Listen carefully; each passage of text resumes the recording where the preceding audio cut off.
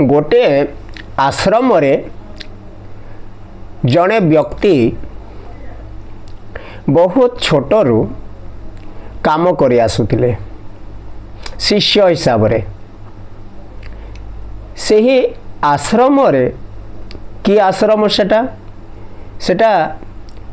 प्रभु आश्रम घड़ी गोपाल श्रीकृष्ण जगन्नाथ एपरी भगवान को रखी जड़े साधु स्नान शौच होई नीतिदिनिया तांकर पूजार्चना लगुले आउ सही बालकटी आसी तांको फूल चंदन घंट घंटी धोआ पोछा यही सबू जिनिस रे से सन्थंकर हाथ पतौथिला आउ प्रभुंकर सेवा करुथिला।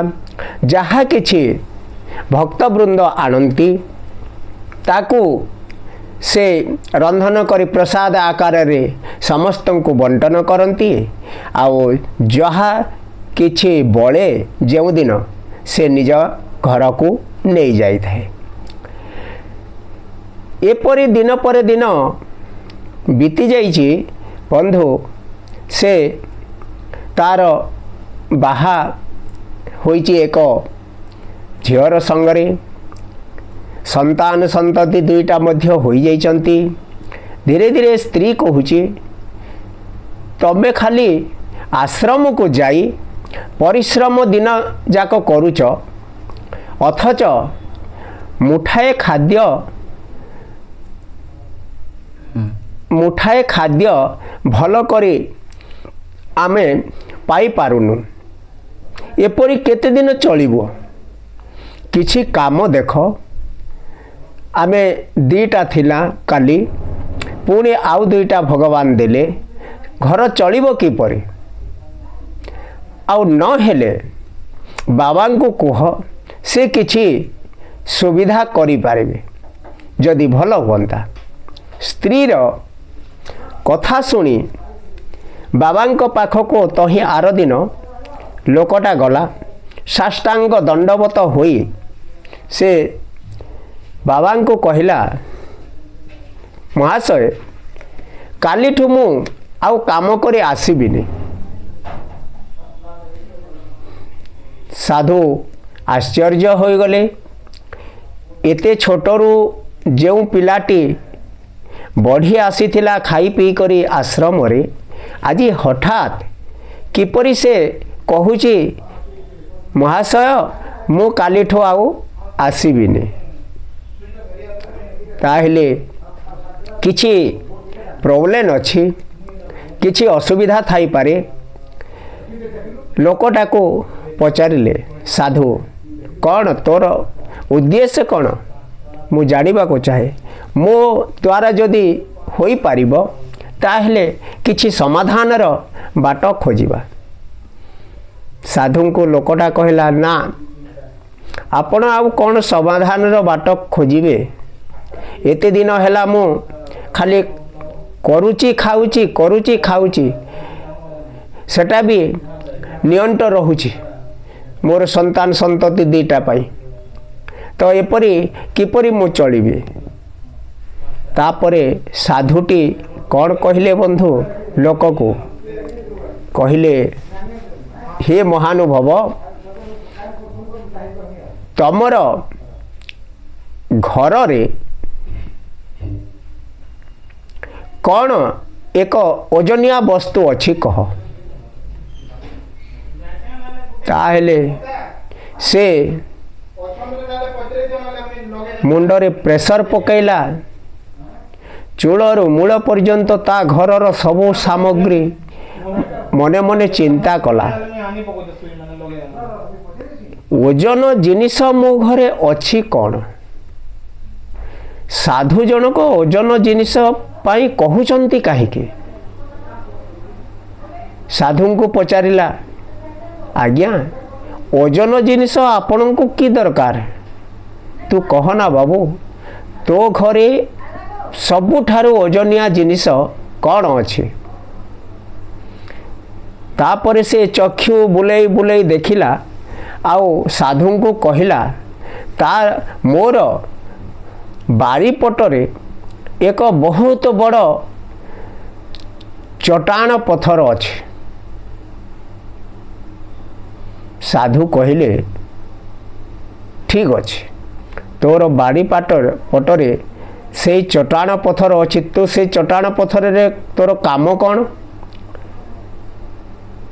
साधु महाशय मो स्त्री सेठारे बसी बासन धुए मु बसी से चट्टान रे ब्रश करे मोर स्त्री मोर संतान मान को गधाए एपरी काम रे लागुची से चट्टान पत्थर। साधुटी सांगे सांग कहले बाबू से चट्टान पत्थर टाकू मु जदि स्वर्ण रे परिणत कर दिए ताहेले तू कौन सुखी ही पारिबु तो? ताहेले साधु को कहला कौन महाशय एपरी भी होई पारे? कहीं हेबनी निश्चय हब मु तते कथा देउची तू चिंता करनी तते अर्थ दरकार तो मु तते अर्थ देवी आउ तू काली कौन सी प्रकार तू आसबुनी तू तो कहूचु काली ठू मु आसबिनी मु भी कहूची तू काली ठू आसबु नहीं आओ काली तू स्नान शौच होई तो स्त्री को कहबू से ही चट्टान पत्थरटा को भल भावरे धोई देथिले मु गले तते एक मंत्र देवी से ही मंत्र ये करी धूप दीप गंध पुष्प करी से चट्टान को पूजा करी आमे स्वर्ण रे परिणत करदेवा। साधु को कहला पूजार्चना कले कौन पाषाण स्वर्ण हो पारे?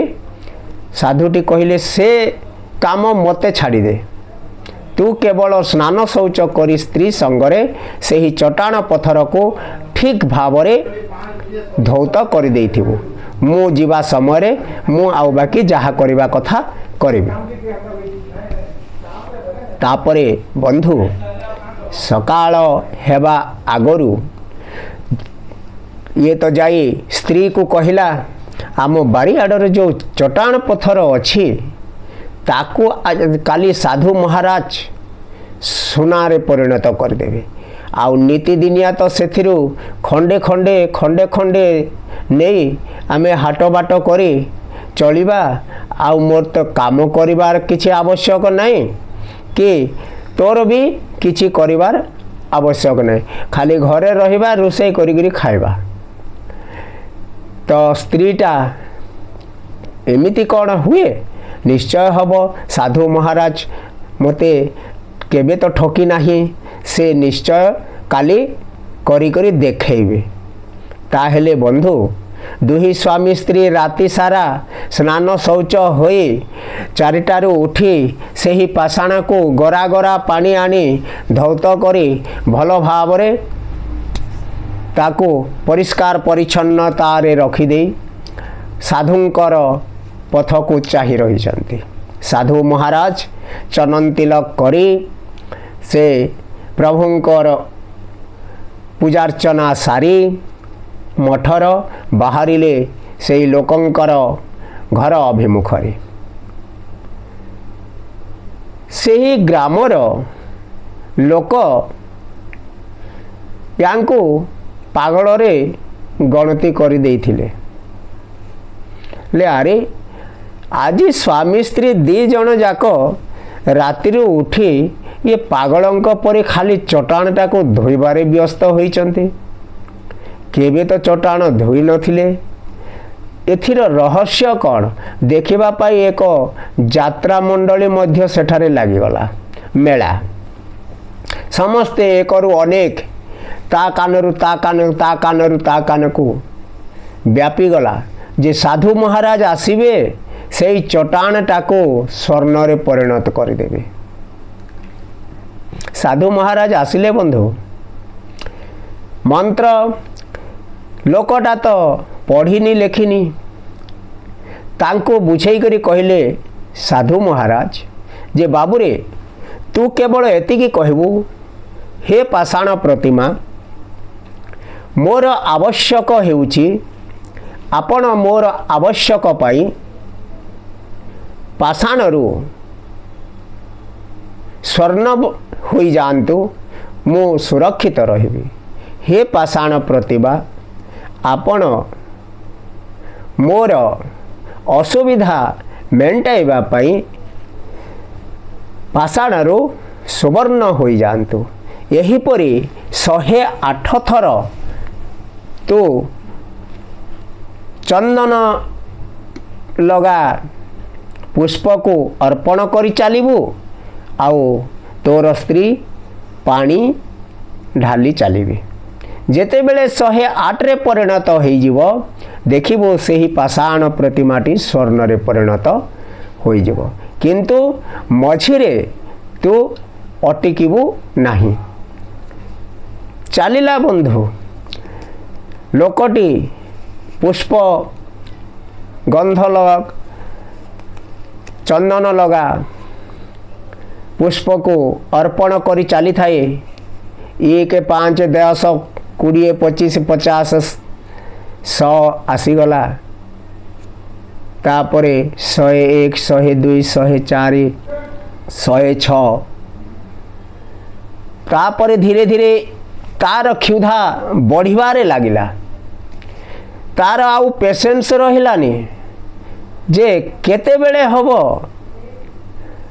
से पाषाण आउ मु मोर नयन रे पाषाण को स्वर्ण रे परिणत हेबा देखिबे।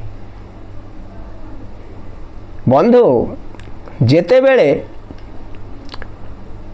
8 आसीबार हेला 7 रु 8 को जीवा समय रे व्यस्ततार सहित तार मुखरू बाणी भासी आसिला हे पाषाण प्रतिमा तमे जदि